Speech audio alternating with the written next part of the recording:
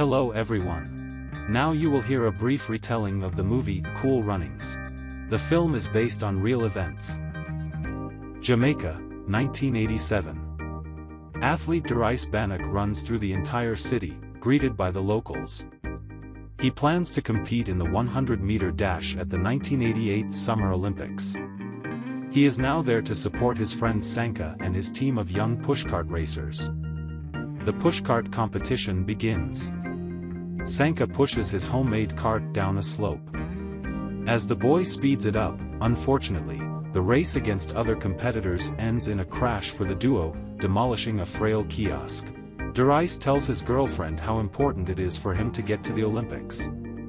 He has dreamed of this and prepared all his life. The time for the qualifying competitions has come. Only 4 athletes from Jamaica will go to the Olympic Games in Seoul. Next to Derice, a bald tough guy is psyching himself up. A good-natured runner wishes luck to both Bannock and the surly brute. The race starts, and Derice begins to pull ahead, but the good-natured runner falls, taking him and the tough guy down with him. Unfortunately, due to such absurdity, the young athlete loses the chance to go to the Olympics. The president of the Olympic Committee gives the sprinter a great piece of advice: to try his hand at boxing, for example. Derice's father was also a famous runner, and in a photo next to him, the boy sees a white guy. This is Irving Blitzer, an Olympic medalist who once persuaded Bannock Sr. to take up bobsledding and now also lives in Jamaica. 3 months until the Winter Olympics, and an inspired Derice convinces Sanka to join his bobsled team. Although the thought of ice and winter already makes the Jamaican shiver, he agrees to support his friend. Together they find Blitzer. The overweight man has just lost money betting and is not in the best of spirits. They offer the man to become the coach of Jamaica's first ever bobsled team. The boys pester the sledding god until he bluntly explains that he has no intention of coaching anyone, especially in a place where no one has ever seen snow.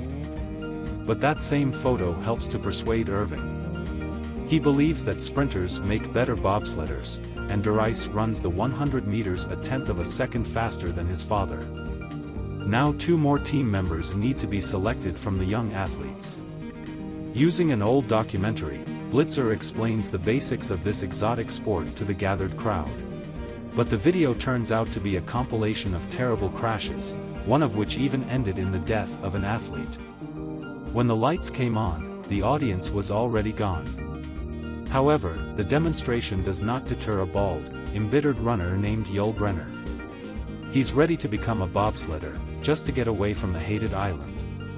The 4th member to jump into the sled is the same clumsy runner, Junior Bevel, although he first has to save his backside from the angry muscled man. Irving has quite the team to work with. For now, their sled, or bob, will be a trough made from scrap metal. Irving assigns roles to the boys and explains their duties. He appoints Sanka as the brakeman, but he protests. He was an excellent driver on his carts. But the driver is an extremely responsible crew member who works harder than the others, and the team's life depends on him. Therefore, Derice must take on this role. We learn that Junior comes from a very wealthy family, and his father, tired of his son's sports whims, got him a job at a brokerage firm. For now, the Jamaican bobsledder gear consists of various junk, and their first attempt to speed up the trough ends in failure. One of the boys keeps getting lost during the run-up, and the bob eventually overturns. Sanka, in the meantime, is adapting to the cold. Over time, the Jamaicans learn to at least jump into the bob properly, but they are very clumsy at handling it, so much so that they even crash into a police car. When they find out they are bobsledders, the police just laugh. But they finally manage to accelerate the sled in 6 seconds, the time Blitzer set for them. Inspired by their success, the coach tries to secure $20,000 in funding from the Olympic Committee, but the president refuses. He fears Jamaica will be ridiculed at the games.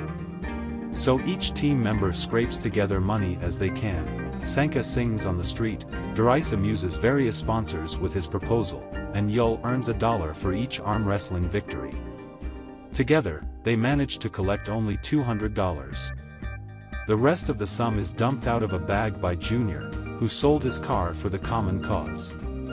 This is his way of apologizing for the fact that they didn't make it to the Summer Olympics because of him. However, Junior did this without his father's knowledge. Finally, the Miracle team arrives in Canada, but they're not in a hurry to go out into the cold. Sanka wears everything he has, even a bag. Blitzer registers his team for the qualifying competitions. They need to show a result of no less than 1 minute and 2 seconds. There, he meets his old team, only one of whom wants to talk to him. Irving buys a sled from him for the remaining $5,000. The Jamaicans finally get to experience the ice. In the evening, Derice watches in awe as the Swiss bobsled team trains. The athletes' movements are refined, synchronized. The guys were sure they would get a sled just as beautiful, but $5,000 only got them an outdated, unsightly trough.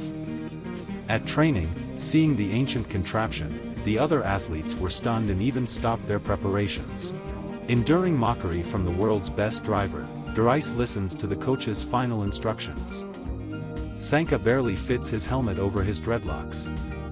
The Jamaican sled starts its run slowly, and after picking up speed, Sanka screams at the top of his lungs.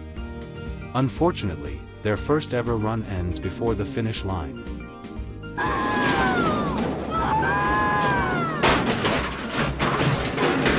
In the evening, in the hotel room, Sanka fries bananas and laughs at Yul's dream of living in a house, which turned out to be Buckingham Palace.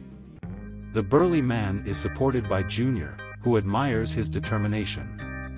The more Yul Brenners strive in life, the better it is for all of Jamaica.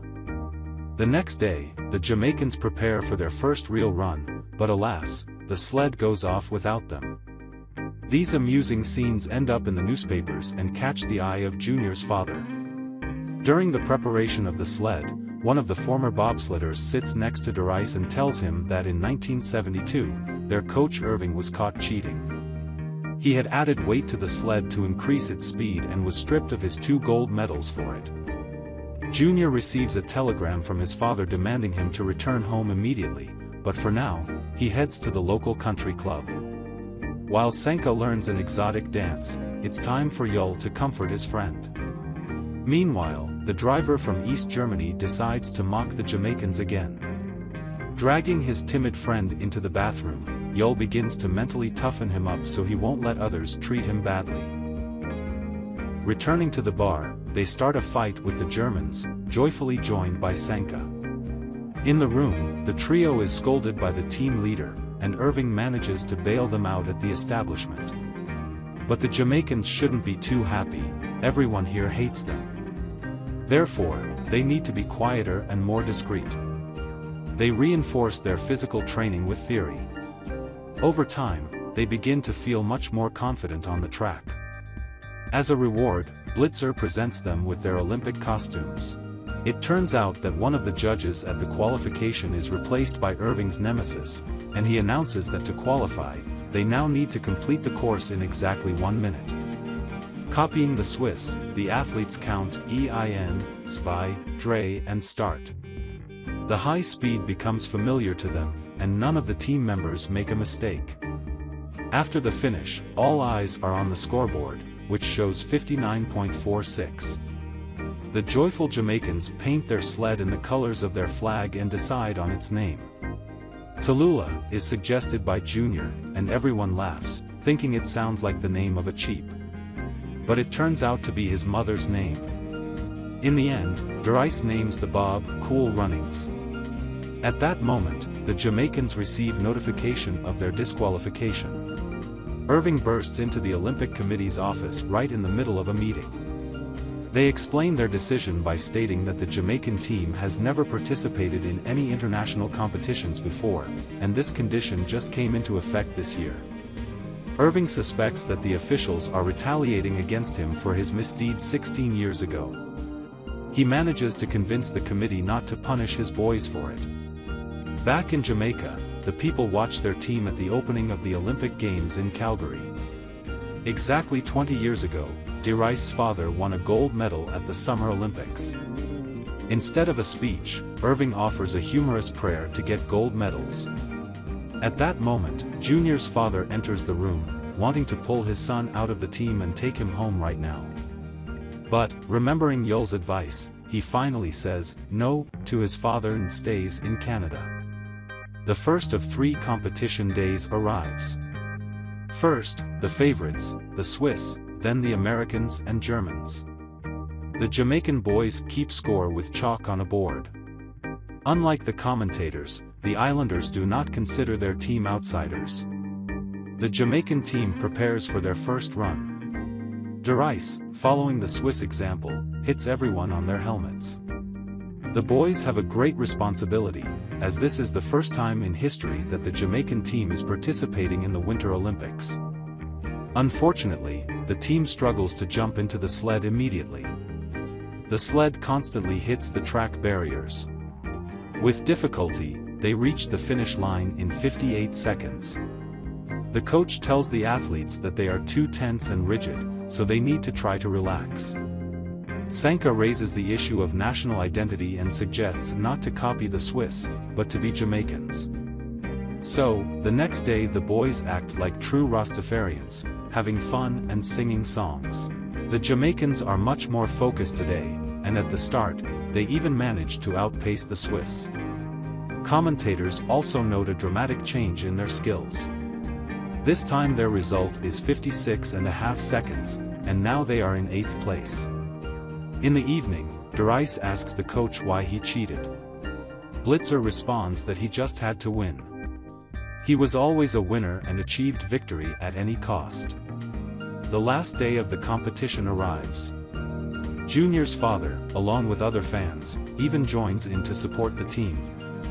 The commentators wear t-shirts to support the team. The boys start off great. On the track, they are very confident, but at the worst possible moment, the old sled begins to fall apart right on the track. Derice loses control, and the 4, overturning, crash into the side. The overturned sled slides on the ice for a long time, testing the athletes' helmets for strength. Finally, the sled stops. Medical staff run to the Jamaicans, and then Derice decides that they must finish the descent. All spectators fall silent as the 4 men carry the heavy bob to the finish line on their shoulders. The proud Jamaican athletes earn applause from everyone, even their rivals. The coach congratulates the boys. Now above the photo of Ben B. Sr. hangs a photo of his son, the captain of Jamaica's first bobsled team.